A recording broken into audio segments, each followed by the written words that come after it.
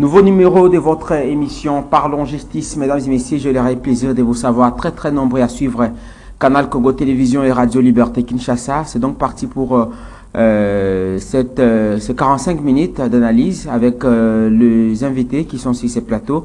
Et bien avant de les découvrir, nous allons d'abord parler du menu de votre émission. Nous allons parler de l'affaire, vous le savez certainement, Jean-Marc Abound, dont son épouse avait encore été condamnée à 6 mois de certitude pénale principale. Nous allons l'évoquer au début de cette émission, mais aussi parler de la motion qui n'a pas abouti, initiée contre le ministre des Transports et Voies de Communication, Chéribin Okende. Vous le savez certainement que le ministre a été sauvé de justesse. Le député national Daniel Mbao du MLC a parlé d'un acharnement, car des accusations qui n'avaient aucun fondement. Nous allons parler de cela avec les invités qui sont dans ces studios. L'Assemblée de Moïse Katumbi a également parlé d'un acharnement contre ces ministres. Nous allons l'analyser avec les invités sur ce plateau et qui sont en direct, je précise, sur la Radio Liberté Kinshasa et sur notre compte YouTube CCTV Ralik officiel. Le thème principal, nous allons parler, vous le savez peut-être, de la position prise par le procureur général près la Cour de cassation, qui a parlé de son souhait d'augmenter ou d'alourdir la peine relative à l'infraction de l'outrage au chef de l'État. Est-ce faut dire que c'est par rapport aux enjeux politiques de l'ère et surtout qu'on s'approche des élections que celui-ci veut museler l'opposition selon certaines accusations, déclarations faites notamment par l'opposition, pour ne pas citer Prince Sepenge, président national des Congo, communicateur de la MOUCA. Nous allons évoquer tous ces sujets au cours de cette émission Parlons Justice, cette émission qui vous donne la possibilité, grâce à ces invités, de découvrir et de connaître les droits. Maître Roger Iponga, merci d'être venu. Merci beaucoup, Bonheur, de m'avoir accordé une fois de plus l'occasion de venir m'exprimer sur les sujets de l'air. Avec plaisir de vous retrouver sur ce plateau.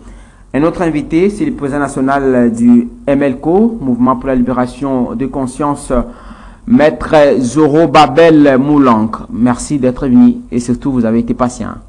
C'est moi qui vous remercie. La politique au sein de votre formation politique évolue normalement? Très correctement. Et même mieux, je disais tout à l'heure.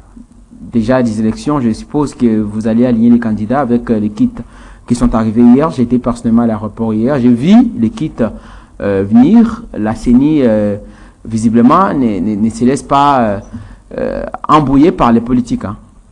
Oui, je ne sais pas si la CENI estime que les élections peuvent se tenir avec l'occupation d'une partie de notre territoire national, ou que c'est une priorité, sans élection, pas de vie.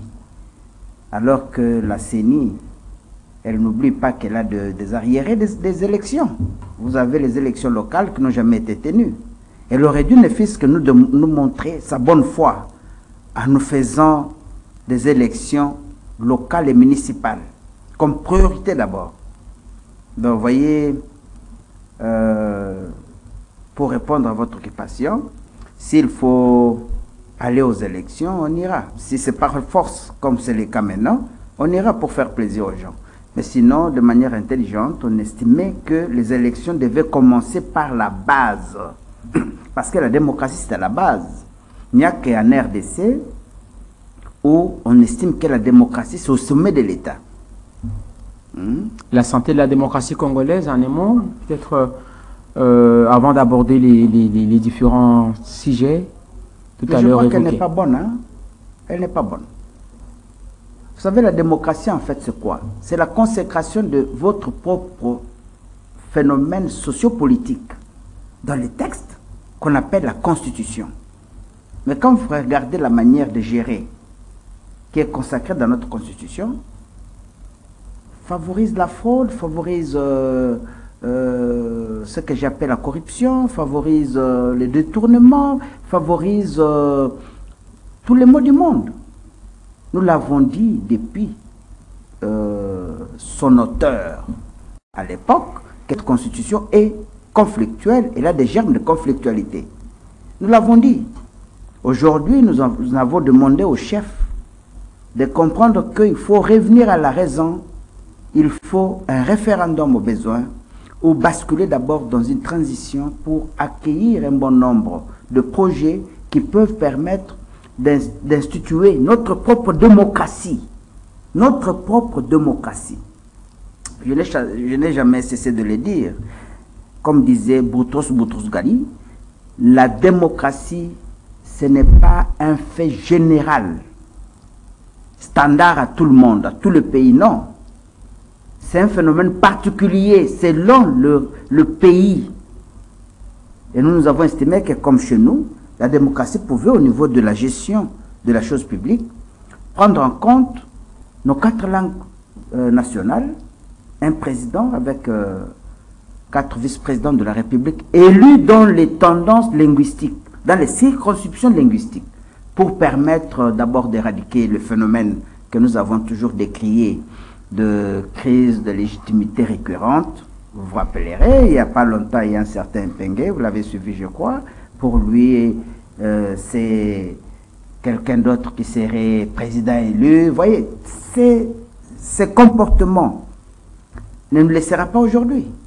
Mais s'il y avait par exemple parmi le vice-président un type de Bandundu de son secteur qui serait à la présidence de la République, un Pengue ne parlerait pas de ça. Vous voyez. Donc c'est dans ce sens que là que nous trouvons que la démocratie aujourd'hui, copiée comme nous l'avons fait, ne va pas bien. Merci beaucoup, Maître Zoroba Ben Moulang, pour votre point de vue sur cette question fétiche.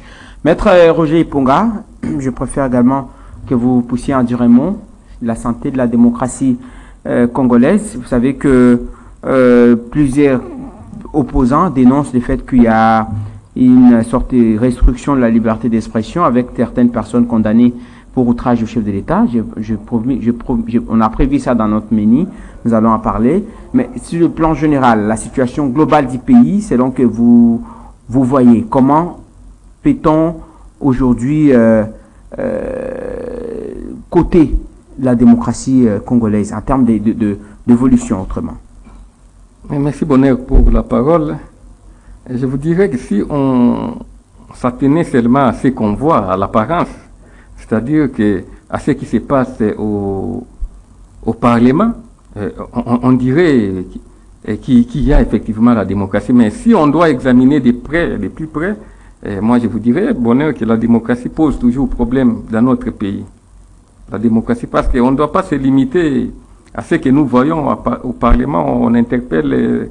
Parce que certainement, c'est à cela que vous voulez faire allusion. On interpelle un ministre et que le ministre, après vote, on constate qu'il n'est pas démis de ses fonctions et on dit, voilà, c'est la démocratie. Parce que certains, là, nous disent que voilà, il y a la démocratie. Alors, la démocratie ne devrait pas seulement se limiter à ces quelques gestes et faits, là.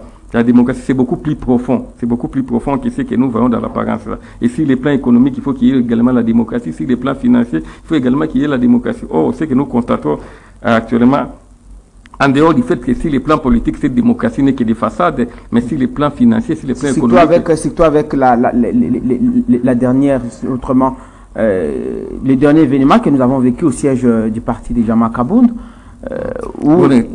qui a été saccagé malheureusement. Mais c'est ce que je vous disais là, que si on se limite seulement à ces semblants de démocratie au Parlement, là on dirait que voilà, il y a effectivement la démocratie, mais nous disons que la démocratie n'est que des façades. Il y a une intolérance jamais vue. Et moi je me dis que nous avons connu des régimes dans ces pays. Bon, il faut qu'on se le dise. Nous avons connu des régimes, mais les degrés d'intolérance que nous avons atteint actuellement là, moi je me dis que nous ne l'avons jamais atteint.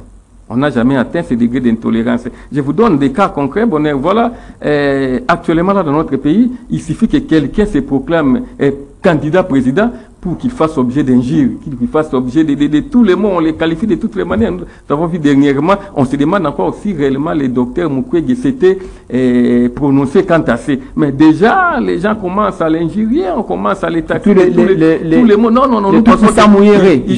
Il y a actuellement une intolérance jamais vue. Nous pensons que nous ne pouvons pas regretter Kabila, parce que je vous ai toujours dit, je ne regretterai jamais Kabila, parce que Kabila est à la base de tout ce que nous connaissons comme mot actuellement là. Mais à son époque, quand même, les gens se proclamaient candidats, les gens se présentaient aux élections sans qu'ils fassent objet de menaces. Mais actuellement, là, le docteur Mukwege, semble-t-il qu'il s'est prononcé sur cette question-là, il fait objet de critiques et d'injures. Il faut qu'il reste réfractaire des femmes.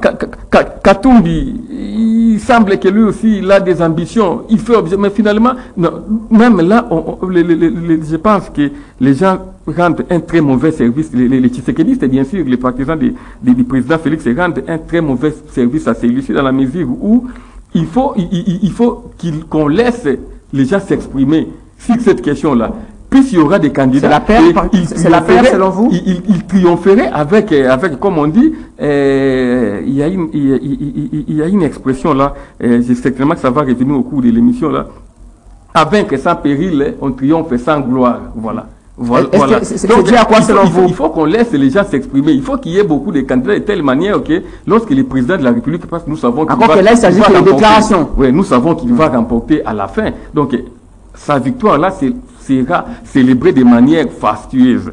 Et on dit, voilà, il y a eu beaucoup de candidats, mais si seulement on ne voudrait pas que d'autres personnes soient candidats, encore que le président lui-même a beaucoup d'estime pour le docteur Mukwege, j'ai suivi, qu'il semble-t-il qu'il va même les décorer, vous comprenez? Mais dans son cas, il y a une intolérance que nous n'avons jamais vécue. Et bien que les gens ne pensent pas qu'on va continuer à tolérer cet état des choses-là, que les gens continuent à être menacés, les gens continuent à être injuriés, simplement par ceux qui se disent partisans du chef de l'État, quand bien même ils sont en train de rendre un mauvais service au chef de l'État sur cette question-là. Donc moi je pense que la démocratie pose encore un problème. Vous savez, je disais aux amis Bonheur que à l'arrivée de l'IDPS au pouvoir, nous avons tous jubilé, nous avons dit voilà, enfin nous allons vivre la vraie démocratie. Parce que c'est ce que l'IDPS a toujours voulu depuis des années. On nous dit que l'IDPS a combattu pendant 37 ans pour qu'on arrive à la démocratie. Mais voilà qu'une fois cette IDPS-là au pouvoir, c'est qu'elle est en train de nous faire vivre. Et moi, personnellement, ça commence un peu à me décevoir.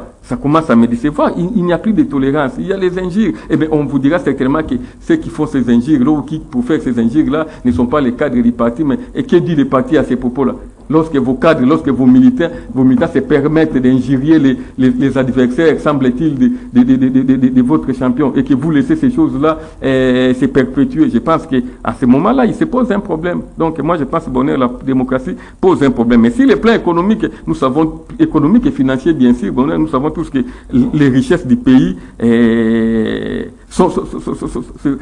y a seulement un groupe de gens qui en bénéficient. Ouais, je pense que parce que nous parlons. Donc, nous pensons que la démocratie politique pose problème, la démocratie économique et financière pose problème. Nous ne savons pas dans quel état on se trouve maintenant. Je préfère que vous restez justement sur la même lancée pour parler de l'affaire Kabound, qui devrait normalement bénéficier de sa liberté, d'être placé en résidence surveillée.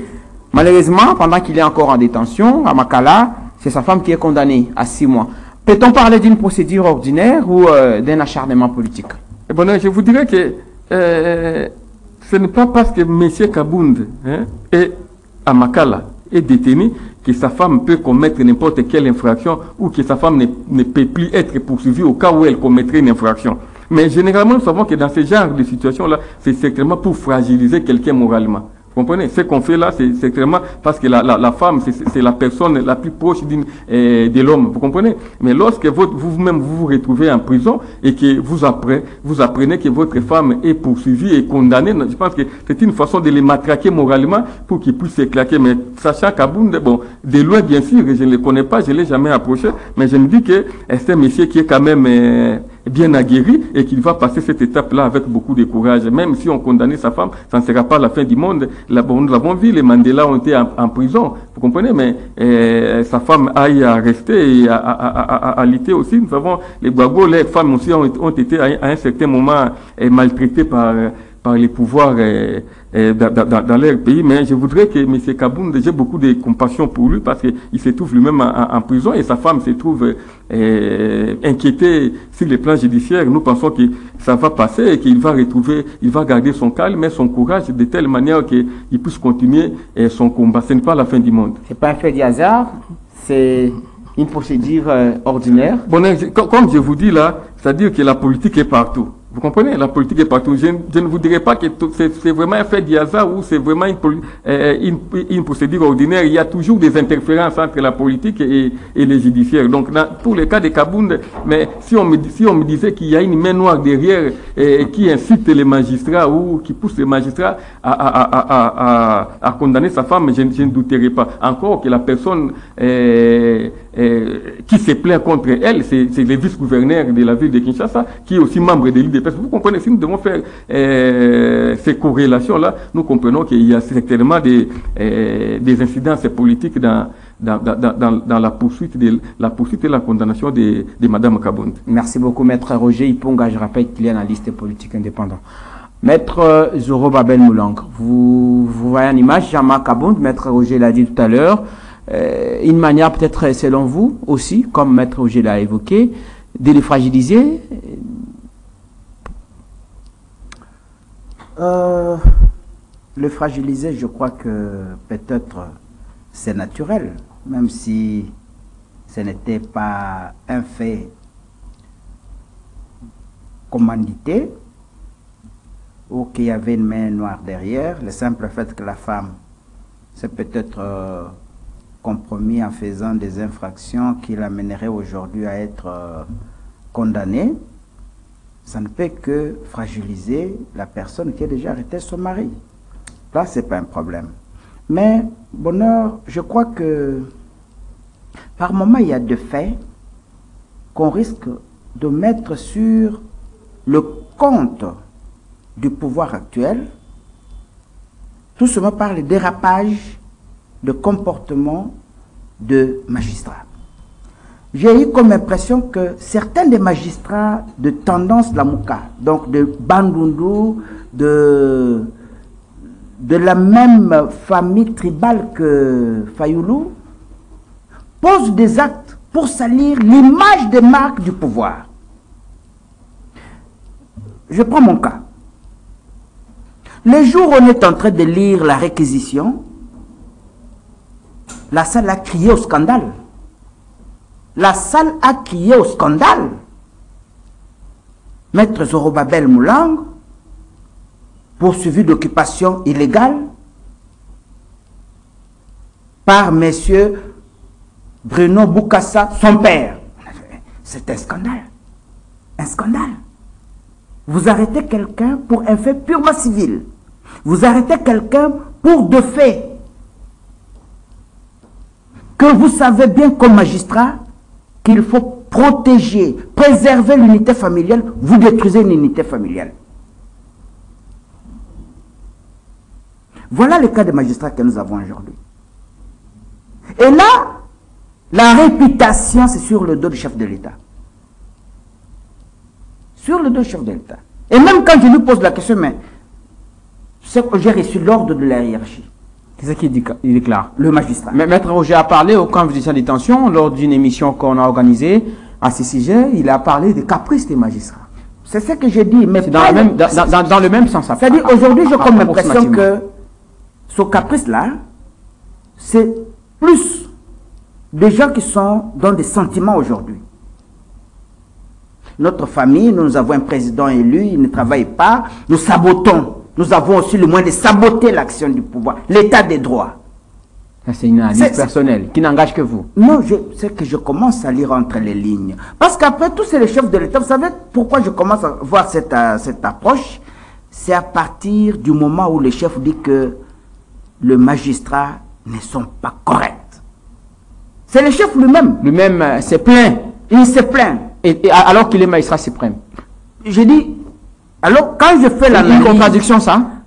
Non, ce n'est pas une contradiction. Le magistrat suprême qui se plaint. C'est-à-dire que nous, c'est pourquoi vous voyez à un certain moment, quand on réclame l'indépendance de la justice, on se dit que lorsqu'elle est refusée, peut-être que c'est aussi une raison.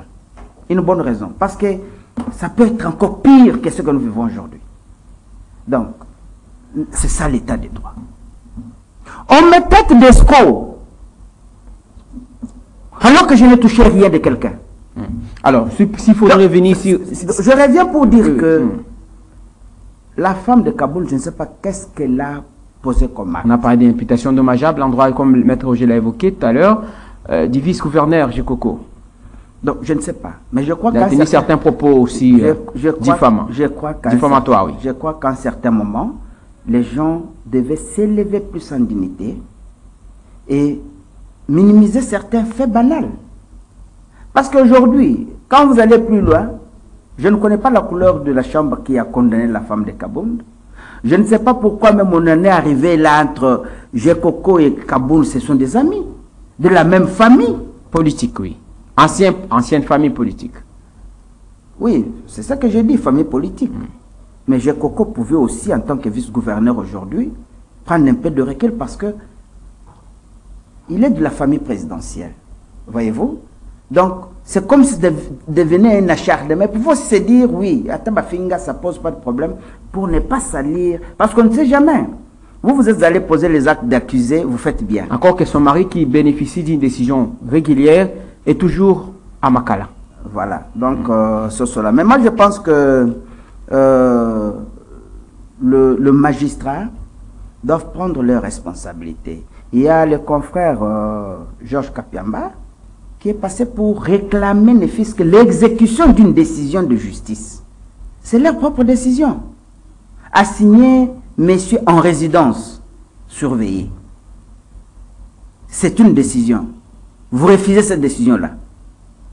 Non. Je crois qu'à un certain moment, nos juges doivent évoluer. Merci. Alors, je préfère, parce que Maître Roger a introduit les tout premiers sujets, je préfère que vous abordez les sous-thèmes que nous avons prévus avant qu'on puisse parler proprement de notre thème principal aujourd'hui. Alors, le problème, c'est aussi cette démarche initiée au niveau de l'Assemblée nationale. Vous l'avez suivi, Chéribé Okende, sauver des justesses. Encore une expression de la démocratie ou un fait du hasard, parce que l'Assemblée déjà a parlé bien avant d'un acharnement politique, la procédure étant régulièrement respectée, mais le fond, selon Maître Daniel Ngbaou, n'a pas été respecté. Le fait pour lequel Kabounda a été reproché, que je parle de Chéribé Okende a été reproché, n'ont été beaucoup plus politiques que réels.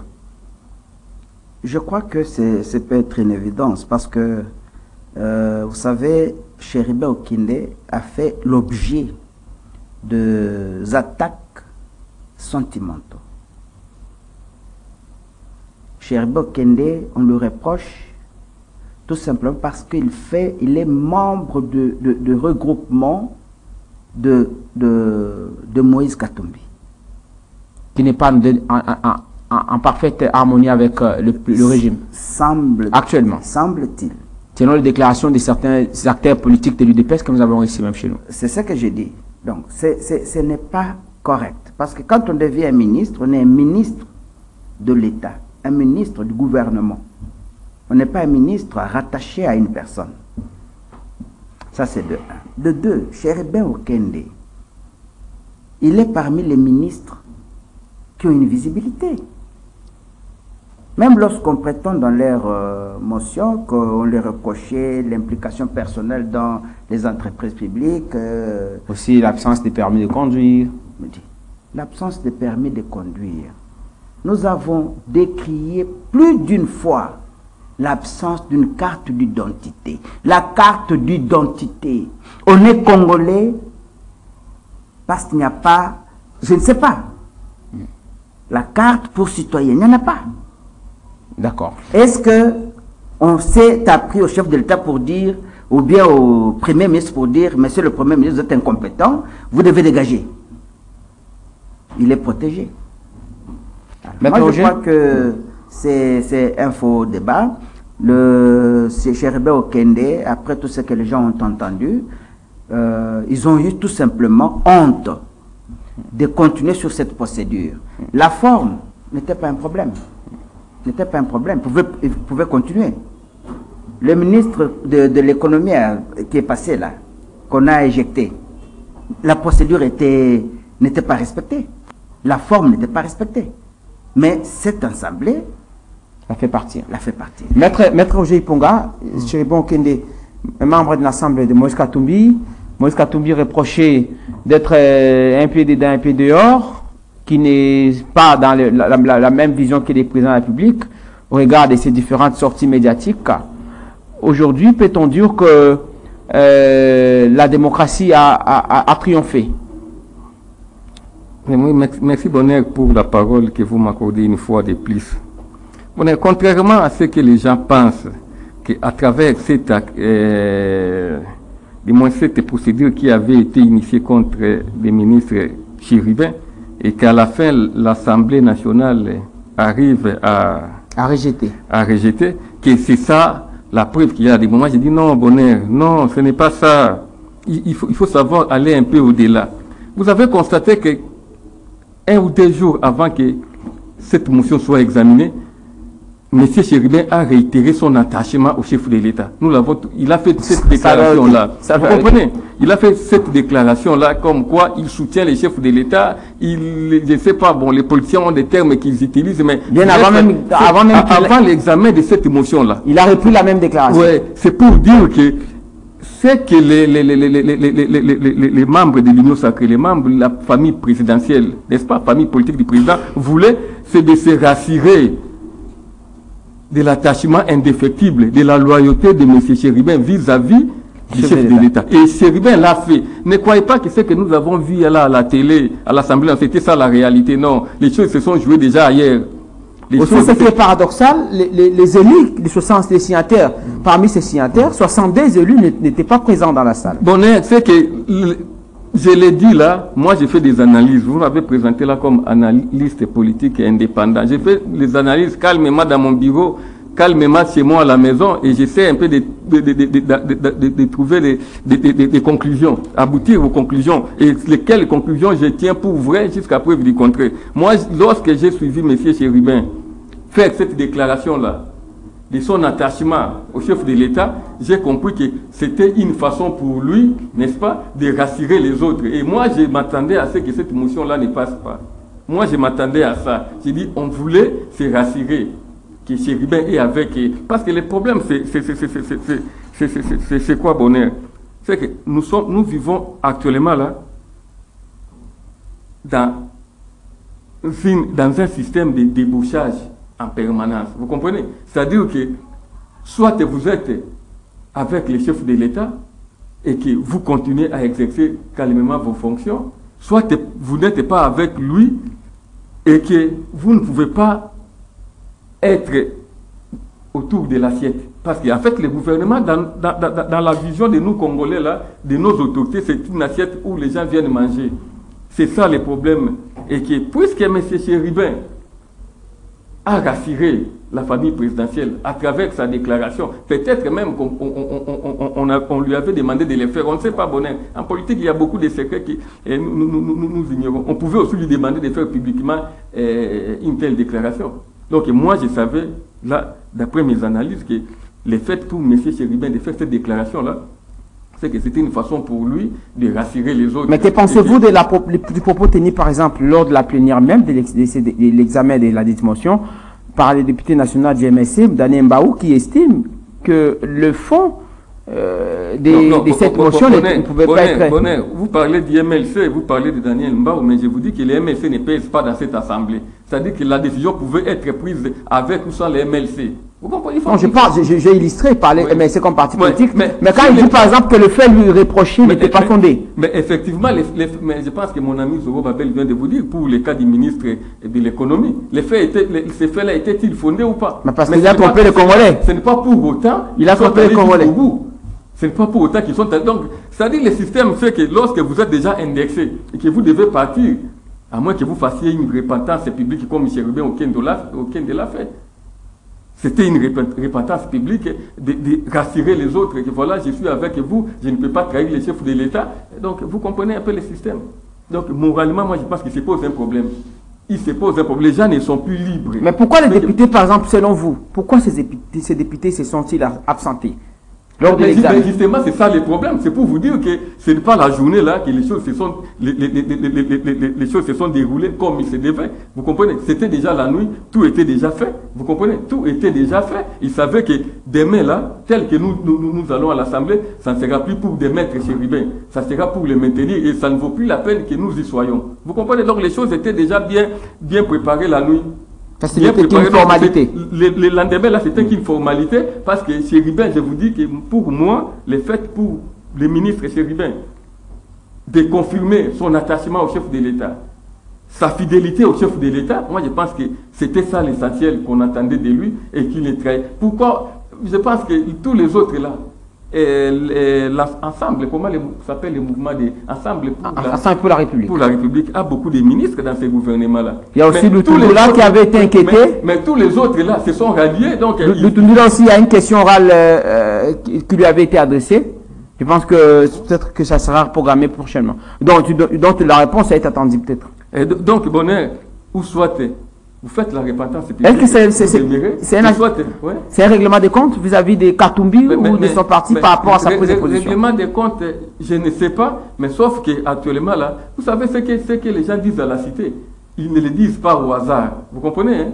C'est que les gens, il y a certainement des sources qui informent tous ces gens-là. Et voilà, il y a ceci. Vous voyez, dans les états-majors, il faut que les ministres de Katumbi quittent le gouvernement parce que Katumbi combat le gouvernement, Katumbi n'est pas avec nous, Katumbi n'est plus avec l'Union sacrée. Donc, ce qu'on dit là, ils ne le disent pas au hasard. C'est-à-dire qu'ils sont bien informés. Et c'est comme ça que... Quelqu'un a même dit que l'Union sacrée, vous n'avez pas signé un document. Quand vous voulez partir, pourquoi vous faites les bruits, partez?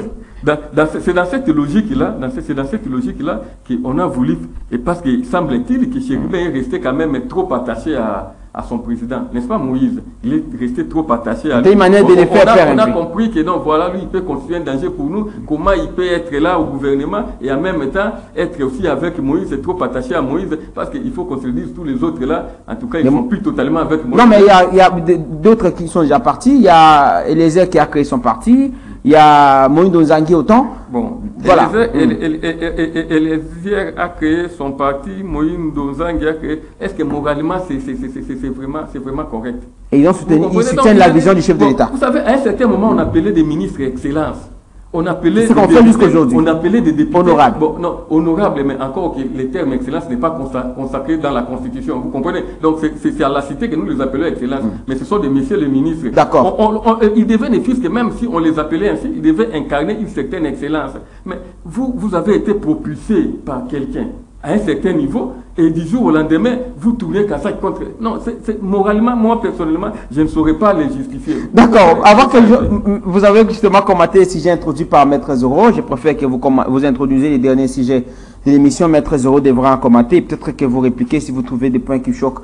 Alors, Maître Roger Iponga, je l'ai annoncé tout à l'heure, c'est d'ailleurs le thème principal que nous avons prévu aujourd'hui, la position du procureur général après la Cour de cassation. Vous l'avez suivi certainement, qui, au cours de sa mercuriale, a estimé qu'il fallait alourdir la peine relative à l'infraction d'outrage au chef de l'État. Une position véritablement indépendante aujourd'hui? Vous savez, on nous a appris et on nous dit toujours que la justice élève une nation. Et c'est vrai, pour qu'une nation puisse s'élever, il faut que la justice soit correctement. Et la justice est incarnée par les magistrats. Ce qu'ils disent, ce qu'ils font, c'est ça qui fera en sorte que la justice puisse être élevée. Ce qu'on attendait du procureur général pour la Cour de cassation, en tout cas, personnellement, ce n'était pas ce qu'il a dit là. La justice devrait, ou doit, Bonheur, se démocratiser. C'est-à-dire que la justice est rendue au nom du peuple et doit d'abord viser à garantir les intérêts du peuple. C'est ça la démocratisation de la justice. La justice ne doit pas être là pour la protection d'un individu ou d'une personne, soit-elle le président de la République. Non, la justice est là pour le peuple. La justice est rendue au nom du peuple, n'est-ce pas? Et ça doit aussi viser à protéger les intérêts du peuple.